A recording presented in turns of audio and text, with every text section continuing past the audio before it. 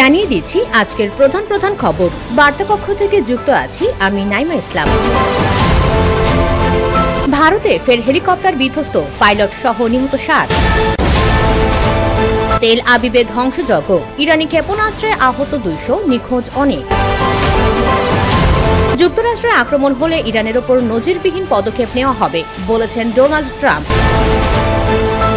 ট্রাম্পের বিরুদ্ধে যুক্তরাষ্ট্র জুড়ে বিক্ষোভ, সামরিক কুচকাওয়াজ ঘিরে উত্তেজনা। হরমুজ প্রণালী হতে পারে ইরানের ট্রাম্প কার্ড।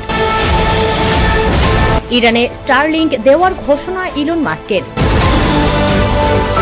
যুক্তরাষ্ট্রের ভিসা নবায়নে দুঃসংবাদ দিল মার্কিন দূতাবাস। তেহরানে আবারও বড় বিস্ফোরণের শব্দ।